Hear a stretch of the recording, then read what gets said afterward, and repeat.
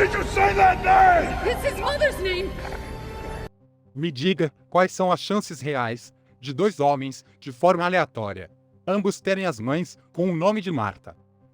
Olá, sou Jim Krakellius, professor de física na Universidade de Minnesota e o autor de The Physics of Superheroes, e hoje vou classificar a física por trás de alguns filmes do universo DC.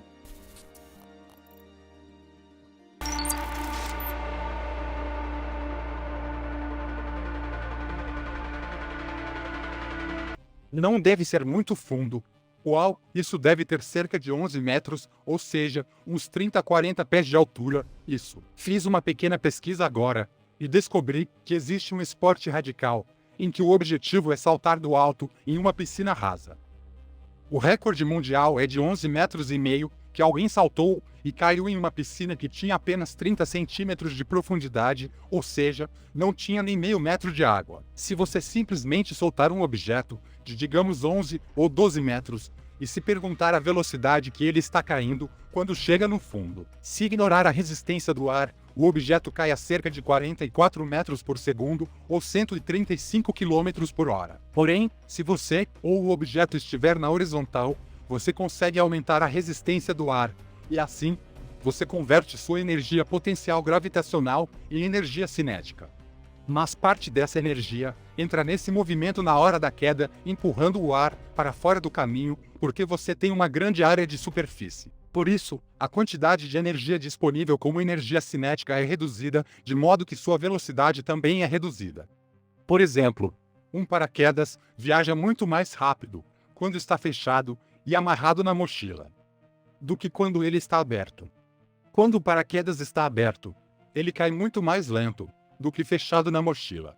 Da mesma forma, nessa cena, o personagem do Coringa desce igual às pessoas desse esporte radical, na horizontal, para aumentar a sua resistência e então diminuir a sua velocidade. No entanto, em vez de 44 metros por segundo, digamos que ele cai a 20 metros por segundo, cerca de 70 km por hora. A força ainda é bastante alta. É cerca de 1.300 quilos, que vai parar em um espaço de cerca de apenas 1 metro, assim que ele chegar na água. Mas, novamente, se você pudesse aumentar o tempo de queda, espalhando essa força sobre o máximo de uma grande área possível, essa pressão é então reduzida. Na verdade, o recorde mundial de salto mais alto em águas rasas foi de 11,52 metros de altura, em 30 centímetros de profundidade de água, feito por Darren Taylor. O Coringa pode ter se dado mal nessa, mas eu dou ao filme a nota 8, pois eu quero ficar de bem com o personagem.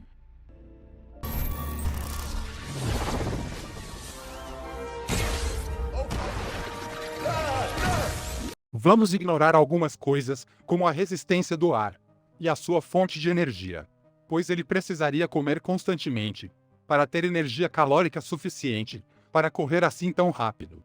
No cérebro de um ser humano, os processos acontecem mais rapidamente do que vivenciamos eles aqui, mas nenhum sinal é enviado de neurônio para neurônio a uma velocidade mais rápida que 1 milissegundo, 1 milésimo de segundo. O piscar de um olho, por exemplo, tem 100 milissegundos. Portanto, isso ainda é muito rápido, em comparação com os processos, na escala de tempo em que vivemos. Vamos supor então que o Flash está correndo com passos largos, cobrindo uma área de 1 metro em 1 milissegundo. Isso daria uma média de 1.000 metros por segundo. 1.000 metros por segundo é igual a 3.600 km por hora, o que acaba sendo quase 3 vezes a velocidade do som. Ele até poderia viajar na velocidade Mach 3. Ele não consegue correr sobre uma superfície vertical, porque para conseguir correr, precisamos de atrito.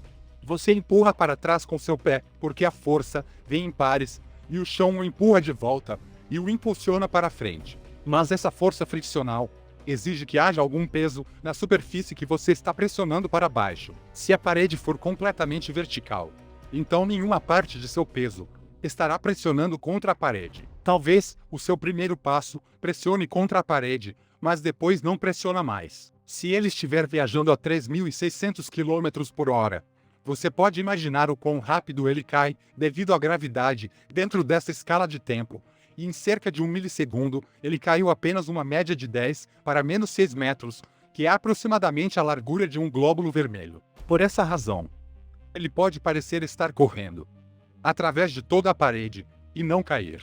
Por causa do efeito da gravidade, a quantidade que ele cai é praticamente imperceptível. Mas novamente, se ele está tentando ir mais rápido do que a mente humana consegue responder, então é por isso que se ele não olhar para onde vai, ele pode tropeçar. Nós velocistas temos que nos unir, e ele recebe a nota 8. Why did you say that name? It's his mother's name! Me diga quais são as chances reais de dois homens, de forma aleatória, ambos terem as mães com o nome de Marta. Esse filme saiu há alguns anos, e ele se passa na década de 30. Então, seus pais nasceram provavelmente nos anos 50 ou 60. A pergunta é, quão comum era o nome Marta na época? Nos Estados Unidos, pelo menos, não era tão comum. Marta, nos anos 50, era apenas o 49º nome feminino mais popular. Na década de 60, era o 94º mais popular. No entanto, os nomes desses personagens estavam nos quadrinhos que remetiam aos anos 40 e 50. Na década de 30, Marta era o 24º nome mais popular na América para as mulheres. Então, a questão aqui é como podemos calcular essa probabilidade. Nesse caso, sabemos que o Bruce tem uma mãe chamada Marta. Qual é a probabilidade do Clark também ter uma mãe chamada Marta? Bem, a probabilidade do Bruce ter uma mãe chamada Marta é de 1, porque estamos especificando isso. Então é isso, multiplicado pela probabilidade do Clark ter uma mãe chamada Marta. Dessa forma, se considerar os anos 60, a chance de isso acontecer é de apenas 0,2%. Se você considerar que o Bruce e o Clark são dois indivíduos sem relação, qual é a probabilidade de cada um deles ter uma mãe chamada Marta? A probabilidade diminui muito. Pense em um dado. Um dado comum tem 6 lados. Qual é a probabilidade de tirar o número 1? É de 1 em cada 6, 16%. Qual é a probabilidade de você tirar 2 uns, chamado de olhos de cobra? Bem, você tem 1 para 6 chances, para cada dado. É um resultado para 36 resultados possíveis, ou 2,7%. Então, é muito menos provável se você considerar 2 indivíduos sem relação. Qual é a probabilidade de que as duas mães se chamem Marta? Se eles nasceram na década de 30, então é 0,005%. Se nasceram nos anos 60, então é 0,0004%.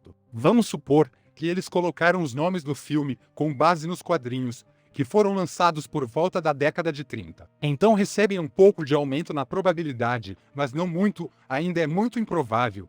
Eu não posso dar uma nota maior que 2 para esse filme.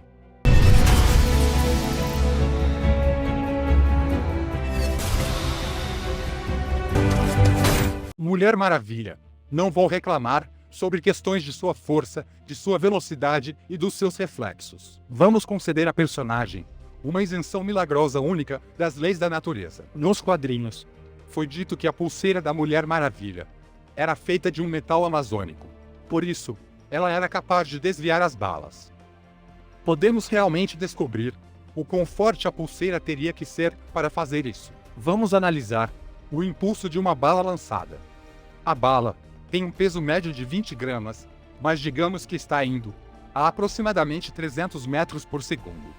É desviada para trás, então tem um impulso de entrada e um impulso de saída.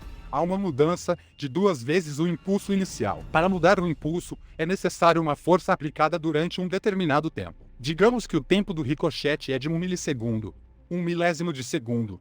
Então, a força que a pulseira tem que aguentar é de cerca de 1.200 quilos. Muita força, e a área de superfície é bem pequena. A pressão que a bala exerce sobre a pulseira é de cerca de 32.000 quilos por 6,45 centímetros quadrados. Que tipo de metal consegue aguentar isso? Praticamente todos eles. Aço laminado a frio, aço inoxidável, são todos suficientemente fortes para suportar a pressão compressiva de 32.000 quilos. Não vou discutir sobre a força da personagem, mas o bracelete em si, por causa dele, dou a nota 10. It's called memory cloth. Notice Se vai se vestir como o Drácula para pegar criminosos, tem que ter uma capa. particularly flexible. But put a current through it. Molecules realign, becomes rigid. Material com memória de forma, eles se tornam rígidos, e você pode usá-los para fazer voo livre. Esses materiais realmente existem. Estamos mais acostumados com as transições de fase quando o gelo derrete e se torna água, ou quando a água ferve e passa da fase líquida para a fase gasosa. Mas existem outros tipos de transições de fase, em que os materiais vão de uma estrutura cristalina para uma estrutura cristalina diferente. E isso é praticamente uma transformação única. Alguns materiais podem ter uma transformação reversível. Você pode desfazê-la através do aquecimento ou algum outro processo.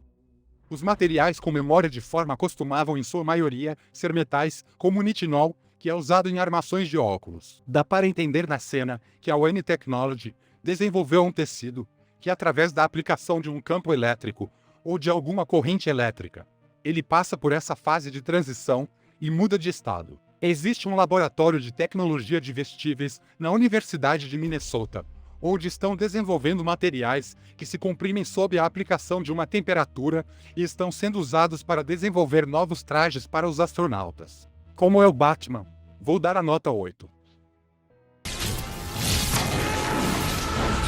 Eu ia dizer que isso vai deixar uma marca. O personagem do John Osterman é acidentalmente trancado em uma câmara que remove o seu campo intrínseco. Nos quadrinhos, é explicado que o campo intrínseco é feito de todas as forças fundamentais, exceto a gravidade. Então, as forças fundamentais da natureza são 4: a gravidade, o eletromagnetismo, a força nuclear forte, que mantém o núcleo unido, e a força nuclear fraca, que é responsável por alguns decaimentos radioativos. Sem o eletromagnetismo, não há nada que mantenha os átomos juntos. Sem a força nuclear forte, não há nada que mantenha os núcleos juntos. Sendo assim, o personagem seria de fato desmontado ao nível subatômico. Uma vez renascido como Dr. Manhattan, ele parece ter um controle independente de sua função de onda da mecânica quântica. A mecânica quântica explica que cada objeto pode ser descrito por uma função matemática chamada função de onda, que contém todas as informações sobre o objeto. Se ele for capaz de acessar sua função de onda total, ele consegue saber toda a história que está contido no objeto, e é por isso que ele experiencia o tempo tanto para trás como para frente também. Se você conseguir controlar sua função de onda, há um fenômeno chamado de tunelamento quântico, que lhe permite passar de uma posição para outra instantaneamente, então é isso que ele faz quando se teletransporta. Sobre a palavra onda, no termo função de onda, é porque existe um aspecto de onda na natureza, que permite que aconteça certos fenômenos, como por exemplo os padrões de difração. Você envia luz através de uma grade, e você consegue ver uma série de pontos, e isso devido ao fato de que a luz tem interferência através das múltiplas aberturas. Você envia um elétron através de uma grade, e ele mostra o mesmo tipo de padrão de interferência, mesmo sendo uma partícula, e isso acontece porque a função de onda interage com as aberturas da mesma forma que a luz. Nessa cena, o Dr. Manhattan está se difratando. E é por isso que vemos várias versões dele na cena. Vou dar a nota 8 para ele.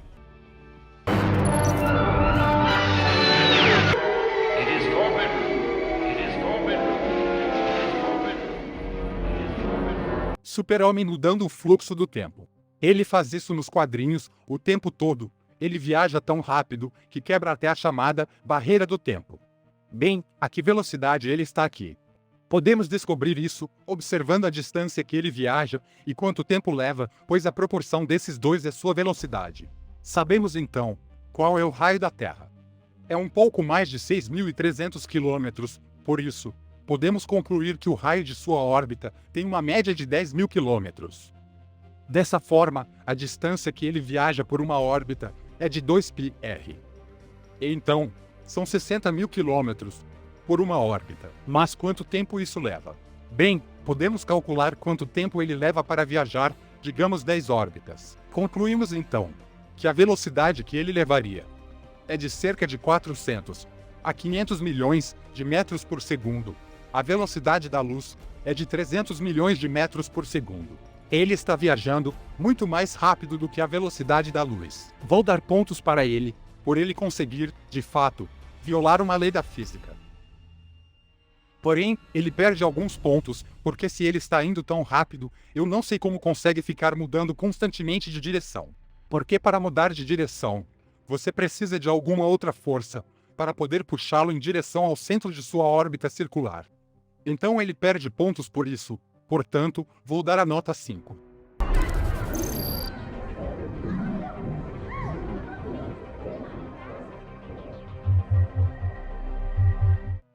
O Aquaman consegue falar com os peixes. Se você der a ele uma isenção milagrosa das leis da natureza, por conta desse poder, então essa cena está perfeitamente boa. Quando você pensa que há correntes elétricas em seu cérebro, e elas estão constantemente mudando de direção, parando, iniciando e passando de um neurônio para outro. Qualquer mudança na corrente elétrica cria uma onda eletromagnética, e essa é a base do rádio.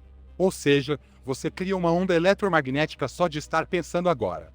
Essas ondas são extremamente fracas, aproximadamente 1 bilhão de vezes mais fracas do que as ondas de rádio que estão perto de você nesse momento. Nunca pensamos que estamos cercados por ondas de rádio, a menos que fiquemos sem sinal de celular. O personagem do Aquaman, no entanto, tem uma habilidade e uma capacidade especial de ser sensível a todas essas ondas eletromagnéticas que são na verdade muito fracas. Isso acontece quando ele pensa e quando ele se comunica com outras espécies.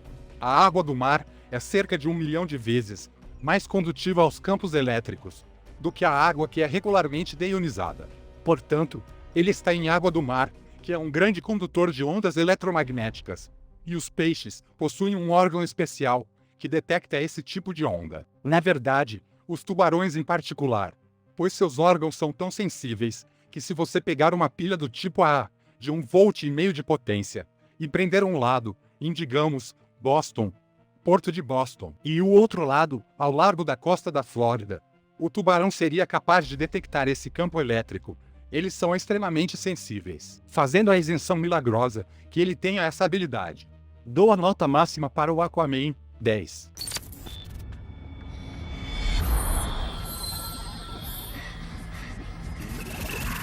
Visão de raio-x do Super-Homem. Nós conseguimos ver as coisas quando a luz ilumina os nossos olhos, seja diretamente de uma fonte de luz ou refletida de um objeto. No entanto, os kryptonianos, a raça do Super-Homem, também conseguem ver ao emitir luz, sendo tanto a fonte de iluminação quanto o detector. Ele consegue emitir luz tanto na parte de alta energia do espectro, os raios-x, quanto na parte de baixa energia do espectro, a luz infravermelha. O comprimento da onda de um raio-x é de aproximadamente o tamanho de um átomo e ele se dispersa pelos elétrons em um átomo. Quanto mais elétrons, mais dispersão. A molécula H2O de água tem 10 elétrons. O cálcio em nossos ossos tem 20 elétrons. Por isso, os ossos e o esqueleto são muito mais eficazes na dispersão de raios-x do que o resto de seus tecidos, e é por isso que seu esqueleto aparece tão nitidamente em uma imagem de raio-x. Dizem que a visão raio-x não consegue passar pelo chumbo, e é verdade. O chumbo tem 82 elétrons, o que torna a dispersão de raios-x muito eficaz. Mas o ouro tem 79 elétrons, deve fazer uma dispersão tão boa quanto. Por isso, as imagens que vemos aqui na cena, da visão de raio-x do Super-Homem, dou uma nota boa por elas, porém, tiro alguns pontos, pois essas imagens criam fótons de luz nos olhos das pessoas, que são refletidos de volta e detectados novamente. Por essa razão, vou ter que tirar alguns pontos. Acho que vou dar a nota 5. Não é preciso ser louco para fazer isso, mas ajuda. Na cena, observamos que ela tem algum tipo de superpoder que permite que ela crie essas ondas sonoras de altíssima intensidade. Essas ondas sonoras têm o mesmo tipo de força propulsora que uma explosão, digamos, de dinamite ou de algum explosivo. Pessoas são empurradas e derrubadas, janelas quebram, edifícios podem ser destruídos, tudo por causa das moléculas de ar que viajam tão rápido, batendo em um objeto, e são as moléculas de ar que fazem isso. Certo. Isso que vimos aí. Isso aí vai custar alguns pontos. Nessa parte aqui, ela está agarrada nessa motocicleta, mantendo o seu equilíbrio. Não duvido que existam atletas habilidosos que possam realmente fazer isto. Mas, no entanto, nessa parte aqui, que ela alcança o carro, se agarra, e depois se move em relação a ele. Se ela está agarrada ao carro, ela está viajando na mesma velocidade, Então sua velocidade relativa ao carro é de zero. Desse modo, mesmo quando ela se move para frente, isso requer apenas uma pequena velocidade relativa adicional para chegar na frente do carro. A personagem da Arlequina andando de patins perfeitamente durante essa explosão. Nada realista. Para esse então, vou dar a nota 6. Your phone charged. Your phone charged. Superpowers. And your phone charged. Well, you think you Sim, o celular explode logo depois, porque os telefones celulares não podem ser carregados por um raio, as baterias funcionam através de uma reação química. Os químicos A e B vão para os químicos C e D, e eles fazem isso de tal forma que acumulam cargas elétricas dos terminais, e então você pode usar essas cargas elétricas para carregar seu telefone. E depois que você tenha consumido todos os químicos e cargas elétricas do A e do B, você pode então forçar essa reação química para ir de volta do C para o D e do A para o B, e isso é recarregar sua bateria. Lançar um raio, assim dessa maneira, além de não recarregar a bateria. Isso também vai fazer queimar e destruir todos os microchips que você tem no seu telefone celular. Ele é um cara legal, mas vou dar apenas a nota 2.